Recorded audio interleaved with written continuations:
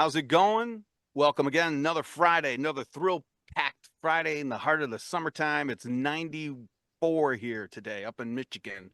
So hot and humid. Not the dog days, but certainly the hot days.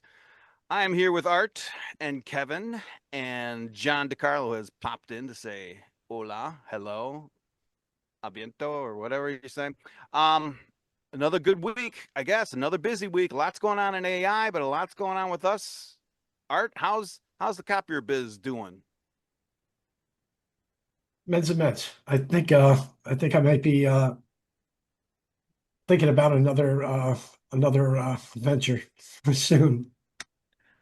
Now it's been okay. It's the summertime now. Especially I was talking to Kevin earlier as we lead up to with 4th of July being on a Friday. Yeah. This is going to be a heavy vacation week for a lot of decision makers, which doesn't bode too well to me since I've got 4 orders out there just waiting to be signed and sent back to me, which is quite interesting because, before this whole DocuSign thing, Mm-hmm. if you wanted that order signed, you had to go out and get that order signed, get on site, get in front of the client, schedule the meeting, and go there. Yeah. I mean, and But then do all those little tricks to get this, bring donuts, bring a pie, bring gifts, all the goofy stuff at the end of the month, right? Hey, if you sign today, whatever, here's a pie, here's a gift certificate. Now, it it's should make it easier though, shouldn't it, Art? Or still, it makes it easier for administration, yeah. right? No more handwritten documents where you can't read the scribble, whether it's by the salesperson or whether it's by the Yeah, that's by true. the decision maker. Yeah. So everything's a little bit more precise and easier to read. Some customers, last month I did sign 2 orders where I was on site and actually wrote the order form. Oh, okay. But nowadays, I mean, people are expecting the DocuSign document now. They're not expecting to meet with you. You've covered everything to get to that point to send them the document. Whereas years ago, you'd have to be in their office and have 2 or 3 meetings or a longer meeting just to outline everything and then build the document. So you either built the document by hand Yeah. or said, okay, I'm going to schedule another meeting. I'm going to come back with the documents for you. Hmm. Wow. That's funny, Art. I was going to ask you today, came across my desk, my vision, I guess, is how much has actually really changed in copier sales pre-COVID to today? You know what I mean? I mean, have we settled back to where we were back then in terms of how we approach? Maybe not in volume, maybe in volume. I don't know, but Not as many on-site meetings anymore. yeah, okay. But more meetings are virtual. More clients are asking for virtual Mm, instead of on-site. mm-hmm. I've seen that quite often. That makes sense. I think that's the biggest things that has changed since COVID is there's more virtual than on-site. Hmm. And kind of that's probably good for both parties. Yeah. Instead of maybe taking an hour meeting um, at the client's office and getting into other, how can I say, maybe distracting talk tracks. Now the meetings are more focused. They don't last an hour. They maybe last to 15 or 20 minutes. You get everything covered that you want to get covered. Mm-hmm. And then the just lost my train of thought. Well, you 15 to saved. 20 minutes. Oh, travel time. Oh yeah. Travel time is, I mean, it could take me, my territory is pretty large. It could take me an hour to get to a client. I spend an hour there. It takes me maybe an hour to get back, or maybe I plan more stops around that area. Hmm. So it's kind of like some good things and some bad things. The more virtual, the less you're out in the field, it seems to be. And when you go and physically visit an account, you then have the opportunity to maybe see 4 or 5 counts on your way there or on your Hmm. way back that said, hey, I need to stop in this account. I've got a good story to tell them. Well, along those lines, let's explore this. Would you say that when you do that now, the old what do they call it, smokestack marketing or whatever, you go out into the field, are you? What's the reception when you walk through a door? Is it, compared to before? Are they more open to talking with you, or you know what I mean? Is it how hard are the Uh, gatekeepers I, nowadays? I would say same. Some are very polite and very courteous. Some are just the curmudgeons of the universe when Okay, you walk still in. around. Yeah, Right. interesting. It's all hit and miss. Hmm, I understand. Oh, cool. Hey, John, what's up with you? Haven't seen you in a few weeks. Yeah, it's been tough breaking into your exclusive meeting club here. Had some issues with getting online. Yeah, it was It's tough. been I didn't think art that could, issues. huh? Oh, It's been art oh. issues. Well, but no, it's been this week has been pretty slow. I gotta say, Hmm. this week and leading into next week. Well, I have my meetings next week are few and far between. There's not many people that are going to be decision makers that are going to be in the office next week. Um, It's been good. The meetings this week have mostly been around phones, telephony, replacing older systems with voice systems and VoIP systems, and Ah, um, okay, cool. yeah, it's trying to stay busy. Trying to move stuff, quotes and things, and made a trip down to Delaware, expanding my territory a little bit. So Wow, yeah, into Delaware, huh? yeah, yeah. That's interesting. All right, cool. Well, yeah, I guess that's the theme, huh? Next week's gonna be kind of light. I can imagine, back in California, all it took was well, Kevin, you're gonna be able to comment on this. One holiday, and the whole week is shot. That's Seems right. Yeah. Even though the holiday's on a Friday, I was like, everybody's right. taking a whole week off. I'm like, what? It's not on a Wednesday, it's on a Friday. I can understand a 3-day weekend, but you're taking a 7-day holiday week. That's what we do in California, The the land of no productivity. That's not true. It's not the land of no Uh, product. It's the land of something else, if I remember yeah. correctly. There's a lot of stuff going on, but it's just like I don't know. We out here in the Bay Area. I'm in the San Francisco Bay Area, and still there's traffic and stuff, but it never has recovered since COVID. There's still a lot of empty buildings.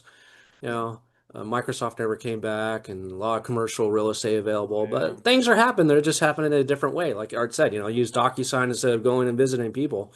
So there's still business being done.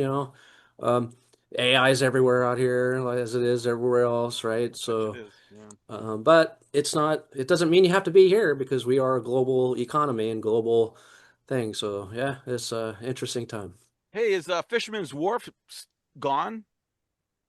No, it's still there. That's what I thought. So yeah, it's a very popular landmark in San Still Francisco and people go there. Yeah. okay. Yep. It's a All fun right. place to go. So it goes Golden Gate Bridge, Fisherman's Wharf, the Lombard Street or whatever they call it, and the Squirrely Street, right? Yeah, yeah. So a lot of Chinatown. Chinatown, yeah, yeah, a lot of stuff that's doing. I've lived here pretty much my whole life, and I've been in San Francisco maybe 20 times, taking friends and family there. So it's nice to see, but it's nice that to be a little bit far enough away from it, unless Right, you're that kind of person. right. I imagine it's a lot like Detroit. Yeah, similar, yeah. No, just kidding, just kidding. Ah, so what else going on this Hey, week? Art, what do hey, you want to talk about? hey, Greg, we've got Kyle on the show as Oh, well. So hello, Kyle. Kyle's got his mute on, but we'd like to say hello, Kyle. Hey, how's it Hey, going? Hey, how good, are you, Kyle? Pretty good. Pretty good. good. I'm glad I could finally make it. Yay. So, So Art, maybe tell go us a little ahead, bit of Greg. tell me a little bit about Kyle. What's the story there, Art? So Kyle's with Arcoa. Mm-hmm. They are actually an ITAD company.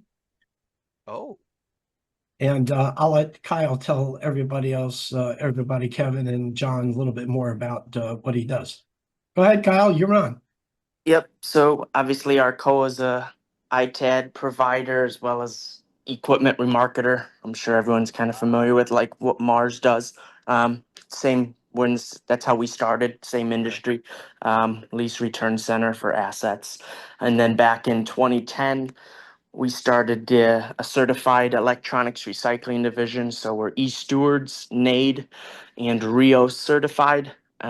That's obviously probably the biggest growing sector of our business. Everyone has electronics that need to be disposed of properly. So, um, you know, Yeah. I know I had a talk with Art. We're currently, there's robotic systems out there that we've been looking at. I actually had a call this week with Kian's corporation on building out. We're looking at getting high-speed cameras for processing all of our RAM trays. So we have the robotic side figured out on it. We're just looking at getting the data capturing side figured out. We have a guy internally that does AI coding and stuff. He's very familiar with all the intricacies of it. So he built out that side of it. We're just trying to get the data capturing. Um, you know, so it was pretty interesting to hear Art Yeah. Wow. discuss that. Obviously, we also are in the process of discussing with Revise Robotics out of California. They have a laptop processing robotic that would be able to process the robot. What it does is it pulls off a conveyor belt. It processes all the laptops, so it has pretty much it's like a humanoid type robot, but just more of it's not a full humanoid. They have it, but it starts with the arm picking it off the conveyor, and then what it does is it plugs in obviously the USB and the Ethernet. Obviously, once that's done, then the computer can be done remote wiped and reloaded with OS. So that's a system we're also trying to look at integrating into what we do. So the robotics, that whole thinking towards the future is something we really like to look at. So Ve- I thought it'd be kind of cool to see what goes on here. Yeah, very interesting. Hey, Kyle, I want to meet Kevin Neal, and Kevin Neal might be able to help you with your data processing. Yeah, it's interesting. We could take it offline, but I can imagine it sounds like you said there's trays, and then I can Mm-hmm. imagine maybe an overhead camera of some sort that's taking images in real Yep. time. Okay. Mm-hmm. Mhm. Exactly. And then it's just like machine learning, where over time, obviously, it gets better, but it's able to capture the obviously all the RAMs. Like we're gonna start with RAM, and obviously on a stick of RAM, all of the stickers are normally in the same spot, so the overhead camera can capture based on if it machine learns that it's a green chip with the indent in this spot, that means it's a Samsung part number. There's a company out of Texas called Vision Intel that's pretty far ahead of us on it, but that's what we're working towards. Yeah, no, that's great. You can create machine learning models for the image classification, kind of like that, and then yeah, you can classify them, and then maybe even have a sorter and sort micron Mm-hmm. there and this there and whatever. That's the That's goal, is to be able to sort then. Once it reads through what is in that tray, then sort out what's in that tray, rather than currently it's a very manual process, as you could imagine. Mm-hmm. Yeah, I'm sure Amazon has those in their warehouses. They got all the tons of resources and money, but I'm sure the technology exists. It's just a matter of putting it. At the TWAIN Working Group, we just create a connectivity specification to connect cameras to applications. So Uh, in your that case, will be needed. yeah, exactly. It's open source and free, so we got no skin in the game other than just helping people develop good applications without paying royalties to have a scanner driver, basically. So Yep. we'd love to work with you on the project. Sweet. And look Wow. at that. I Okay. already got something out of this. I know. Yeah, That's cool. So, Fantastic. all right, so I want to really get my head around this. So the you're dismantling these laptops, correct? Is that how that's going? So you're pulling, Both. yeah. So we All have right. laptops that get dismantled, and then we have laptops that get processed for reuse. Okay, so wiped and then reconfigured and all that stuff. Wow. Correct. Okay. How's business? Well, obviously, as you can imagine, the copier side is a slower side of what we Yeah. do. Inbound shipments currently are actually at like a very low, but on the computer side, that's summer's our busiest season because that's when a lot of the refreshes are done. We're big in the education sector, Mhm. so Yeah. a lot of school refreshes are going on right now, and we're doing a few corporate refreshes that are pretty big. We Wow. also have a lot of we have a contract with the United States Postal Service. So we do a lot of government recycling for like the Secret Service, Border Patrol, and that keeps us pretty busy all year round too. Wow. Well, that's pretty cool. Well, welcome. It's good to meet you. That's cool stuff. I mean, Yeah, Greg, can I make a little quick comment? So there was a video from CBS Reports. It was a long time ago, maybe like 15 years ago. They went and bought 4 recycled copies machines, and every time I hear recycling of computers or copy machines, this Mm-hmm. always brings back the need for this kind of service because Yep. there was hard copy documents, there was a hard drives that are full of images, they needed to be degassed and destroyed or reprocessed, just like you're talking about, right? But nobody had Yeah. done it. It just happened all the time. It was like the Wild Wild West. So when you And it still overlook it, happens. that's what I was gonna say. Like I remember that video from 15 years ago, and it still happens, right? But Yeah. there's services like yours that are available that can do it, right? But people don't do it for whatever. I don't know. Is it too expensive, too complicated, whatever? I don't know. But People are uh, pretty good on the computer side, but I can't tell you, it's kind of scary and sad at the same time how many copiers come in that have either stored print jobs on them, but also stored data. There's times we plug in these copiers, and since it had an error at the time of it being deinstalled, the second we plug it in and put paper in it and clear, whether it be as simple as a paper jam or a Mm. dock feeder issue, it just starts spitting out stuff that we shouldn't see, stuff from a doctor's office where it's like, okay, what's going on here, stuff that I mean, I can give you an example. About a few weeks ago, we had a machine that came in from a professional basketball team. We plugged it in and it just started spitting out the jobs. It just started resuming it. And it, had details as deep as this player. I mean, this is a pro NBA wow. team. This player needs to have a guided escort at this time. Like it was a detailed agenda for the week of them traveling. It's like, come on. Like Wow. people nowadays are, they're really good about their computers, but you know, Yeah. they lag a lot when it comes to copiers. They forget how much is retained with that device. and people don't know that copiers have storage device. It's not just memory; it's memory and storage. Yep. And the images come in, they're in memory, and then they're stored.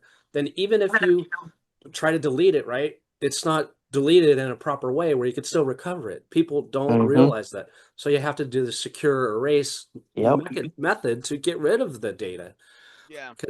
The erase is just the erasing the address Yep. to the actual dock, and the dock is still on the hard drive. Exactly.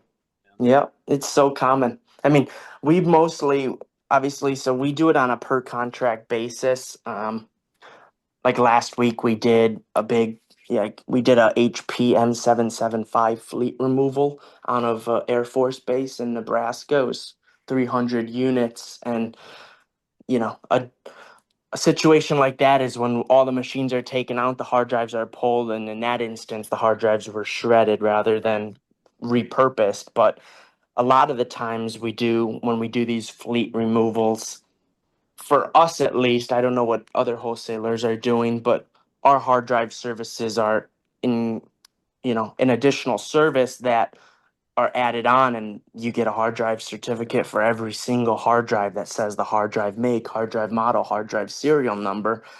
I don't know if everyone gets as extensive as that, but that data is provided to us through the wiping software that we use to begin with. Mm-hmm. So we removed the hard drive to do the wipe. Okay. Yeah, I was involved with that years ago with a local I think it was the county government, and they were returning them from California out to Vegas, and they had to have a guy follow the truck, the semi from where was it? Imperial, California to Vegas to make sure that no one got into the back of it or whatever. You know, I didn't, Yeah. you know what I mean? And they got all those certificates back and down to the detail of what yours, you know, serial numbers, all that goofy stuff. But yeah, that's the first experience I had with back in 19, back in 2000 something. Very interesting. And Yeah. it's always held that interest with me just because of all the hardware that's out there that comes back. That just, you know, I hadn't even thought about the copiers that much, but of course it is. But it's the PCs and the laptops and switches and all sorts of stuff that comes back. And that's why I asked. I think now there's probably going to be a pretty big hardware refresh in the next few years. Do you Yeah, guys see especially with that? Windows. The Windows one is what causes it. Like Windows 7, Oh. big refresh caused a big market shift, and then now with this Windows 10, Mm, that will cause another big market shift. interesting. So Wow. Well, cool. Welcome. That's cool. Good stuff. I like it. What else you got, Art? So maybe we can I was thinking maybe we go 15 minutes till let Kyle know a little bit more about what we're doing with our AMR. Oh, absolutely. Because Kyle's heavily into robotics, and I think it'd be Sure. interesting for him to know what we're doing and how we're doing it. And we can schedule maybe the last 15 minutes for Celeste. Sure. No problem. And actually, that'd be cool to catch John up on what we've got going. Because John, we're Yes. building empires out here, dude. We're just That's I get snippets from Art. That's what I understand. They're going to be the new office robotics automation conglomerate here pretty soon. yeah. I like Yes. that. We'll work on Yes. that. We'll get that statement off to marketing. See if they can architecture that. Yes. Well, Nice. here I'll start in. But you guys can dive in anytime, and I'll introduce John and Kyle to this little pet project. So, you know, hobbies, interests turn into hobbies, hobbies turn into obsessions, and if you're lucky, your obsession can turn into a business. I think we're on that kind of trail, that path. So Art and I have been working together for years and you know, when OpenAI brought you know, ChatGPT to market, Art and I were always still talking about copiers and things like that. But over the years, I guess it has been 2 years, started Yeah. using AI. Art started using AI. Art's idea, and I remember poo-pooing the idea, Art, is like, well, robots, we need to sell robots because they're going to need someone to install a robot and a service technician. And then my response was, no, you know, the robots are going to fix the robots. Yeah, that's what you said. Yeah. Yeah, I remember that. You know, but as time went on, and the epiphany that hit me was maybe 6, 8 months ago. No, I saw, I forget what robot manufacturer it was, and I've told you this story before. Something online it's a bipedal humanoid walking around and everything, and it says, and the repairs are easy. And there is a guy, a technician with a ratchet wrench inside the chest cavity of one of these androids. You know, you're not any cool high tech gizmo or, you know, tricorder. It was a quarter-inch ratchet, and he's ratcheting, going, well, maybe Art's right. Maybe technicians do need to get inside there. So we started thinking and brainstorming, and Kevin came up to it. So, all right.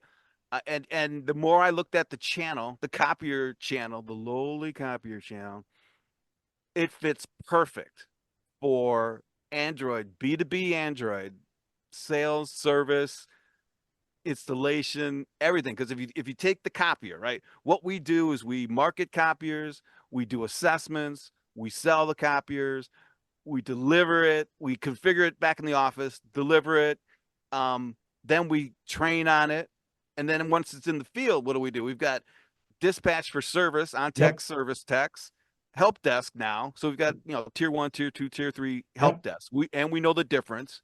And the big key is we bill for it and make money doing it. So Yep. the more we thought about it, it's like, yeah, it's a perfect model. We need to go find some robots that might fit in maybe looking to expand their market, and we've got a great channel to get the two together. And I think what, guys, 6 months was that how 6, 8 months Not or not even that long ago. Not even no? that long. Crying out loud. Well, anyway, so we put this things together. The TWAIN group got involved because what you just heard, right? They're capturing data and printed or visual, whatever. Get that data into quote. Now we're talking about into the robot somehow through an LL whatever. Train the Um, brain. yep, train the brain. Then Art and Kevin, I think you guys found the robots that. So we decided to put a POC together, a proof of concept together for the industry. Now, Art's in the industry. I'm in the industry. Our industry loves change, but hates changing. So you and this is what I've learned over the years, and is you could have this high concept idea, and it's going to be whiz bang and get on stage and do laser beams and sharks and fire trucks and stuff. But when they leave the show, they go back to selling fax machines and copiers, 5 a month or whatever. So you can't hit them up here. You got to hit them in the gut. So have been looking for a prototype and a piece of equipment that when you look at it, oh yeah, I know what that does, right? There's no mystery to it. It's very simple. And we just signed up last week with a company that does these trays, that autonomous AMRs.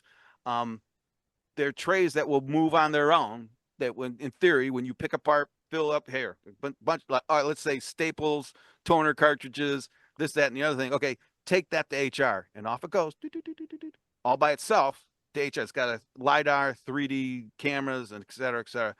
But that's just, and we've put it together. We're going to introduce it to the channel. These guys can talk more about how the POC is going to be introduced in November at a show. We've got a couple of robots, and we're going to train the brain on them. But one is with an LLM and all that.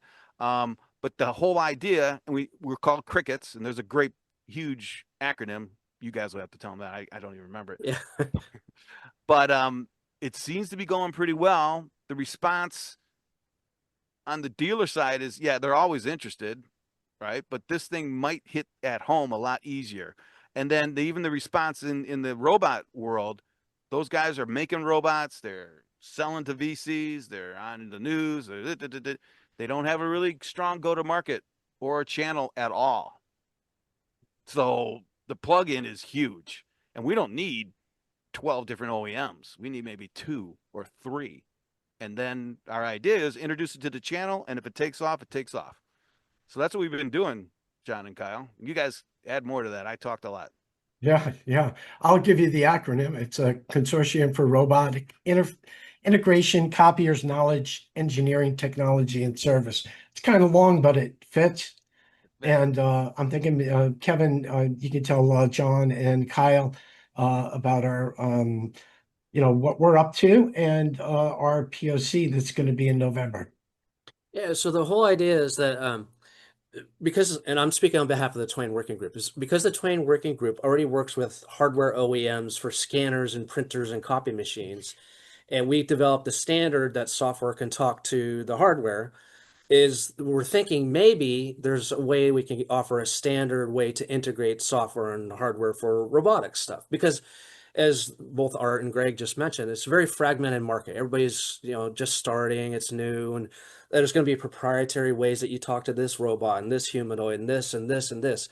And at the end of the day, do you want to develop a way to communicate from software to your robots, or do you want a standard way where I make a hardware and I can have hundreds of ISVs potentially integrate? So that's where the TWAIN Working Group is involved, is that we want to possibly standardize the way that hardware and software talks, because we already do that. We already do it well. We create ISO standards and stuff. So the whole build versus buy idea, like, for example, we are the HDMI of our industry. You don't want to go reinvent HDMI standard, right? That would be foolish. It'd cost you millions and millions of dollars and all this time to create a standard. But there's a whole ecosystem of audio visual components. You just plug in a TV, a receiver, and it just works, right? So the whole idea is if TWAIN could just work, then you focus on creating an application. Just like Kyle mentioned earlier, he wants to create an application for those cameras to do that. So if you can offer a way that he can create a software that's compatible with whatever off-the-shelf camera he buys.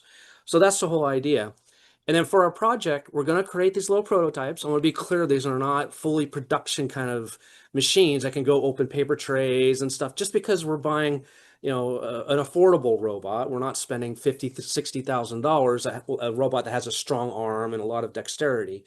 But we want to prove the concept that these robots, we can instruct them, and Art can say, hey, can you go put staples in my copy machine? And it can go to say, yeah, Art, okay, I'll go get the staples in the supply room. It knows where the staples are on shelf number 2. It pulls the staples. It maybe sends something to the inventory system that says, hey, decrease the staples. Then it goes over to the machine. And at this point, our prototype will probably just drop it there, deliver it, where somebody has to physically then come put it in. But the point is, we can prove a concept.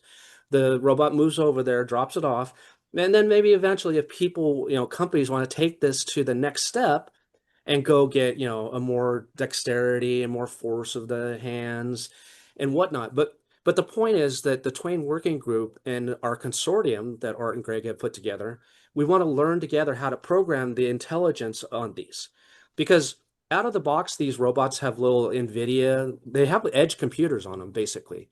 And they have a large language model that you could talk to, and it understands basic concepts, like it understands a copy machine, sure, but doesn't understand a Rico this model and a Konica Minolta this model and the specifics of the trays and all that kind of stuff.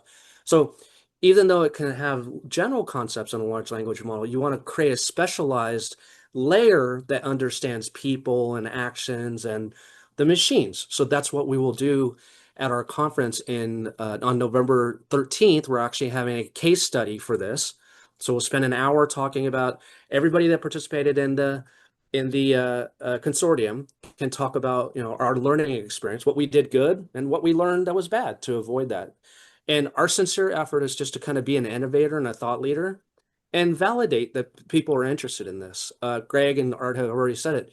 Talking to everybody, the dealers seem to like it. The hardware people that we've talked to are liking it. The application people, the finance people, like the whole ecosystem seems pretty energetic. And if we can kind of help with that, then that's where we come up. So in November 13th, everybody's invited.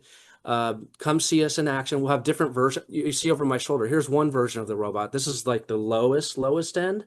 But Art's got a more sophisticated one that's a little bit bigger. It has LiDAR, so it can detect the room and do surveys. Yep. And we've also found use cases for everybody that's come to us has defined at least one very good use case. So we've probably got 10 good ones right now that these robots, if they could save, what we're predicting is if a robot can save 10 minutes per time per person, then you can have a good return on investment. So that's my perspective on it. Right. And John and Kyle, one of the other things we're planning on doing is we're going to feed courtesy of TWAIN Working Group, we're going to feed a tech manual into one of our robots. And then we're going to be able to ask that robot questions about that copy machine that we're going to have at the POC. And we're going to say something similar, crickets. We have a code 232 on our copier. Can you tell me what's wrong with it? The copier will then tell you what's wrong with the machine. And then we'll ask, okay, well, how can we rectify this issue? So the robot would go through the troubleshooting, tell the client, or if it wasn't recommended as a client involvement, the robot would say, you're going to need have a technician come on site. And at that point in time, we hope to have this integrated with a system where the robot can actually log the service call or enter the ticket with the provider. It's pretty interesting, right? That's pretty cool. That's pretty cool. Kyle, what do you think? Yeah, no, that's cool. I like the ideas. And even to expand on this, so like we're saying, this is an entry level, a taste of robotics into the channel. And as I alluded to earlier, as we've formed a relationship with an OEM, and Kyle, I should have thought of this when you said what you were saying. If your units, you're disassembling laptops and have components, memory, and all those little bits and pieces are probably be transported over into bins, I'm guessing. right? So, whatever it is, the Yep. relationship that we've formed is with a company that makes those portable, those mobile trays. Literally, you could put your items on that tray and tell it where to go, and it'll go off. And it's designed for like labs, some retail, not heavy retail, but anywhere where someone picks parts and then delivers those parts somewhere else in the building, right? So, or on the Yeah. campus. Um, Yep. so that you guys are a use case from just talking the first 15 minutes. But that the POCs are just the tip of the iceberg. The next level up is this thing, and who knows what we'll have by November. But again, the whole idea of this whole project is to bring robots to the channel and the channel to robots, and see if that level of diversification can save or reestablish dealerships and secure their legacy, right? Because we've got a lot of, they've been around for 100 years or 50 years or whatever. What's the next 50 years going to be? It's not going to be copiers. And we're not saying it's Nope. going to be androids, but it's not going to be copiers for sure. So, Yep. Yeah. Robots will be the next great planned obsolescence for the industry. Yeah. No, I mean, right now, even the robotics companies that I've spoke with, and I've had calls with quite a few of them, because one of the things we're looking at is, obviously, since we're a copier wholesaler, one of the most common items that get brought through the building to disassemble are copiers. So we've talked with, I'd have to go through my emails, and I just moved to the car, so I can't go through my email at the moment. But there's a manufacturer of a robot um, they were out of the East Coast. I forget where, but they were going to come on site and take a look. But they've got a robot that would be able to disassemble the copier down to the frame of like what we currently do. Because before we get rid of any of the copiers, we strip all the plastic off, remove all the boards, and it's sorted out by, obviously, commodity level, and plastic goes to the plastic companies, boards go to the smelters and all that. So they have a system that they believe can automate that process of stripping the copier. wow. That's impressive. Yeah. I mean, there's a million different copiers. It's like, That is going to be the challenge. They even said, is getting the machine learning part of learning the different copiers. We do have, there's common, obviously, ones, of course, that are scrapped more often than others, but like you just said, there are so many different that will be the longest time, is it learning all of that. And that's where you started, Kyle, is that, and I know we're talking about the physical robots, but these things are capable of learning. So it could, if it sees Yeah. something the first time, then it's going to get smarter over time, and eventually the economies of scale are going to be like, it's going to learn really fast, super fast. oh, that's So right. Yeah. so I the mean, system, luckily there is a lot of, common how it works, back panels held on by 4 screws, that's what's nice about it, and stripping out fuser and all that. But yeah, it's going to be interesting. I've had fun with the conversation so far. So Cool. I've had to send their engineers videos of like our guys out there doing the process, because they've been wanting to see, like, okay, send us a video of them, because we have a bunch of guys on the disassembly line that then one guy Right. takes one part out and it goes to the next. So it's kind of how we run it. Wow.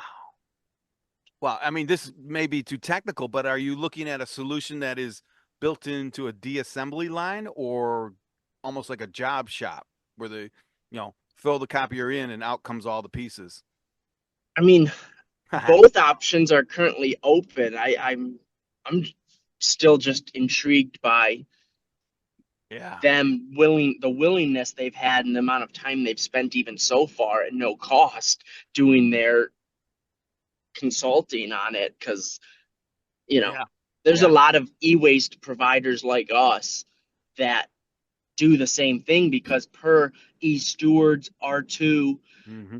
if you're certified through either one of those bodies, you have to disassemble the copier down, Right. removing the mercury lamps and so on. So That's pretty cool. You know, there is a need, and I think that's the side that they didn't think they would have ever got into. But obviously, like I said, there's that company out of California, Revive Robotics. They've already got a system for the Mm. laptops built, and that one's pretty cool. That one I'm really trying to be one of their test subjects if they would let me. Yeah. Well, that's a small subject, but right now in the industry, that's more prevalent, right? People want to find use cases, and Yeah. they're looking at you just like, okay, well, if we can figure this out, it's replicable for the next 15, 20 years. So that's what we found the industry is at. They're at that research and development and finding use cases and trying to apply whatever they've got in the back room to fix those use cases. From robotics to AI. So now's the Yeah. time to do it. Yeah, that's cool. Yeah, because I mean, it's interesting because I'm relating this. I kind of am relating this back to when we switched our inventory over to RFID. So we have active RFID inventory in our warehouse to locate copiers and all of that. Nice. So back in Yeah. 2015, when we looked at doing this RFID integration to be able to track assets and all of that, that system cost was, you know, 80 grand. And then every time you wanted an RFID label, your cost per unit was going to go up by like $5 at that time. These labels were expensive. Right. Now it's been what, 10 years roughly. Well, RFID went live last year, but still 9 years later, I mean, that system price has cut beyond like less Yeah. than half. And then our tag cost is now 10 cents. Yeah. So, I mean, I'm kind of seeing that with the robotics a little with some of these companies is, Yeah. they have some lower cost and a lot of them are just looking, like you just said, for use cases to use it because they're, a lot of people know, yeah, there's pick and pack robots or at the ProMat show, there was Boston Robotics had robots that were unloading the truck and they Yep. had the autonomous forklifts loading up pallet racking and unloading pallet racking all through, without Yeah. any humans. So I think they're really looking for more, like we said, use cases on what else can they train them to do. Mm-hmm. Mm-hmm. Mm-hmm. Interesting. Fascinating stuff. So yeah, you got in right with us, right in stream, because that's right where we're at. Wow. That's Wow. cool. That is cool. Art, what else? What else? So we got about 12 minutes left. Oh, okay. Do we want to start Celeste and we can all ask Celeste maybe some questions? Okay. So introduce us to Celeste, Greg. Let me Tell do that. tell All right. everybody what we've got going. Okay. So as I mentioned earlier, Art and I have been talking about copiers and then started talking about AIs and using the LLMs. And I'd say maybe 10, 11 months ago, I put together a custom GPT at that time, and then I moved it to the project.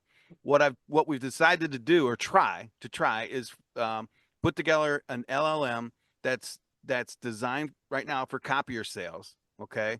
And I look at it as if I was a brand new copier rep, right? What would I want to know? What do I ask my sales manager? What kind of questions? Things like that. Art took it from a different standpoint, which is beautiful. I want to go from A4 devices to wide format, which is totally, switching verticals, switching, that alone is, if as a sales rep, is a huge thing. Anyway, so we put all this knowledge base together. I've created this thing called not thing, this custom project called Celeste. I'll let her explain her mission statement.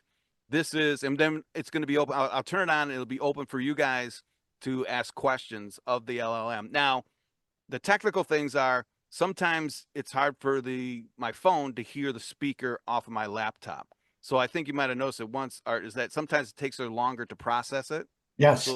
So there will be a stall there, especially if your content that you're telling it is long, it'll understand, but it's digesting that, right? So think about, even though we're having maybe a 30-second conversation, typing that conversation out might be 300, a large quantity of words, and that's pretty much how that gets fed into her. But other than that, there's no pre-script. There's nothing predetermined. No predetermined questions. There isn't a decision tree back here. It's a custom LLM and a custom project. She's on mute. So when I turn her on, when I turn her on, when I unmute her, I'm gonna ask her a couple questions. I'm gonna clarify that she can hear you guys, and then I'm just gonna let you, Art, whoever, just hit her with a question. Of course, one at a time, right? It's still a technology thing. But I'm gonna pull her up, make sure she can hear me. I'm gonna ask her one simple question, and then I'll introduce you guys, and then Art, why don't you dive in with the questions? Make sense? Good? Sure. All right, let's see if it. I'm sorry, but you've hit the daily limit for advanced chats. You can switch to standard now to keep chatting. Okay. Oh no. It was all right. That's okay. We're gonna do it. We're gonna do it. It won't be your. Can you hear me now?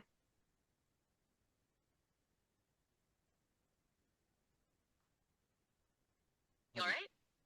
Yeah. All right. What happened? I don't know. You switched models on me.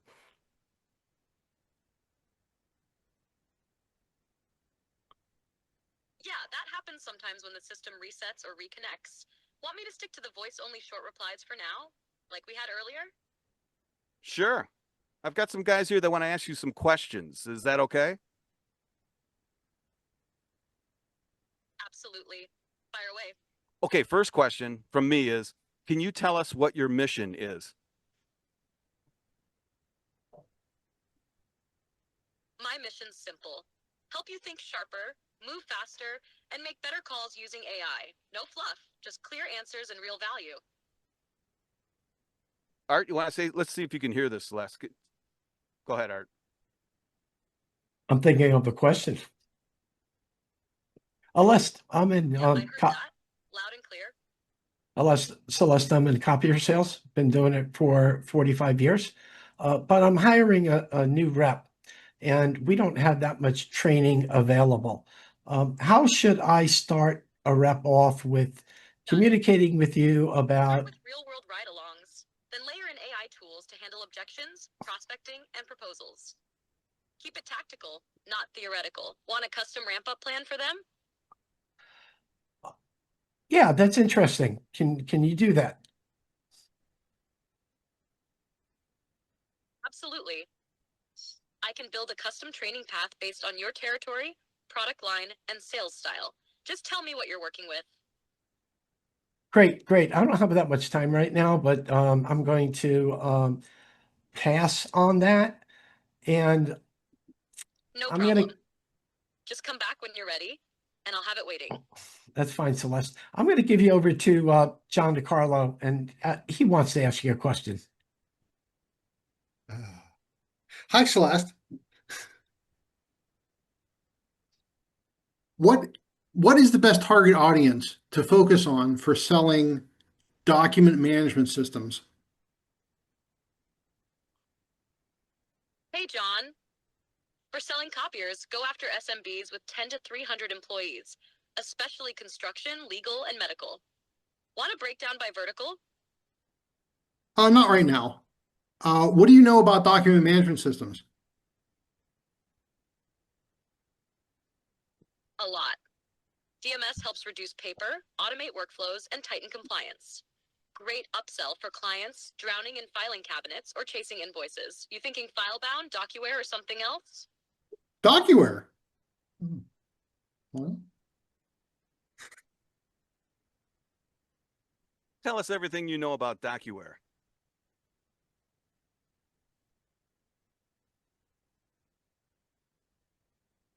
DocuWare is a cloud-first DMS. Solid for invoice processing, HR onboarding, and contract storage. Integrates well with MFPs and ERPs. Strong fit for SMBs scaling operations or needing audit trails. Want tech specs or sales angles? Yeah, tell us some sales angles. Sure. Pitch time savings. DocuWare cuts doc retrieval from minutes to seconds. Push compliance for medical or legal, and show ROI. Fewer paper files, less manual entry, faster approvals. It sells well when pain is real. That's impressive. Thank you, Celeste. Celeste, I'm going to introduce you to Kevin Neal. He's got a question for you now.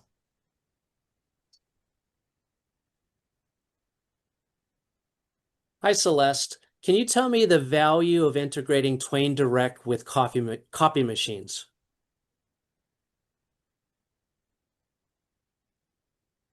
Kevin, TWAIN Direct lets scanners talk straight to cloud apps. No drivers, no local installs. If Coffee Machine supports it, you get faster, cleaner scans into workflows like DocuWare or SharePoint. Huge for remote setups or light IT teams. I'm fired as the marketing person. Wow. That was a great answer. Hey, Kyle, you're next.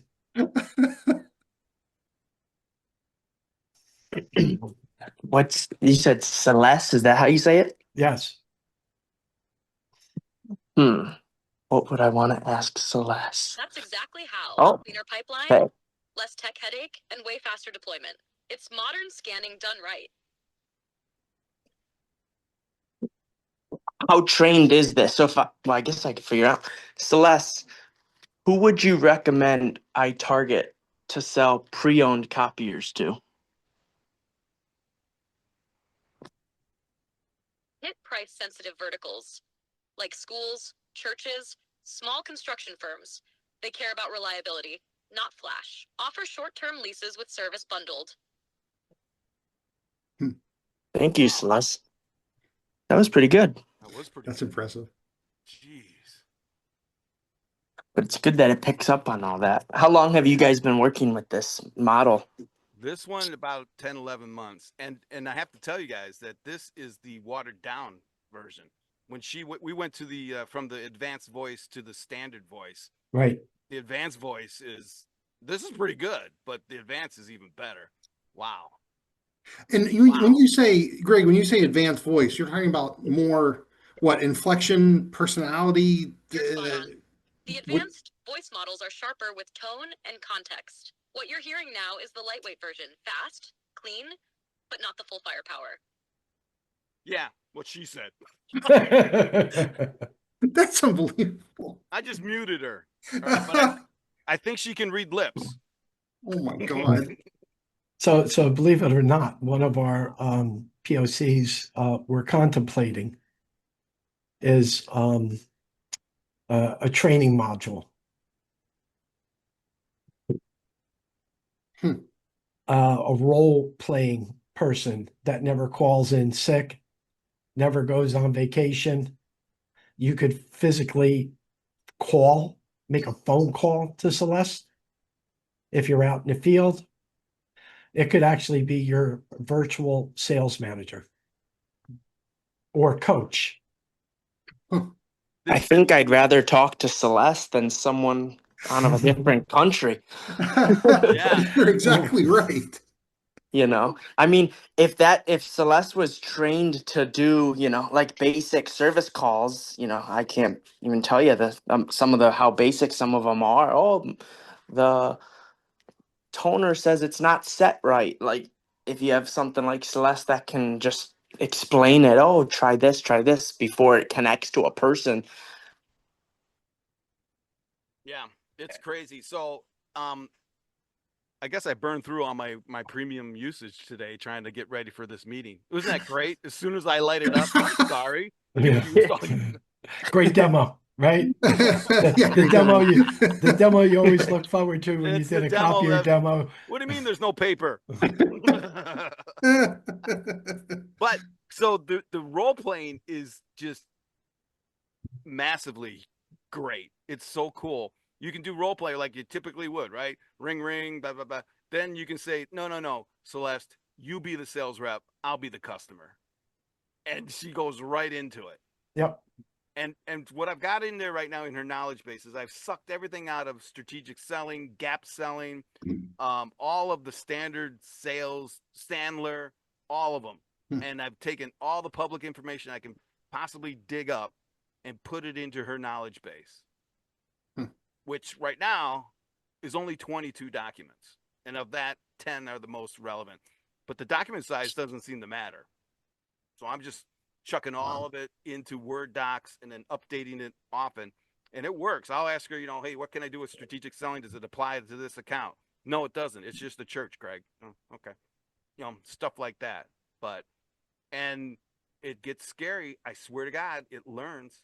I've been on walks talking to it, and then a month later, it'll remember what we were talking about and pull it in as a relevant response. Right. It's nuts. Well, think about using the TWAIN, that TWAIN interface and scanning in those technical manuals for technicians. Has anyone done that yet? Tried to do a smart model that you can ask questions like that about repairs and stuff?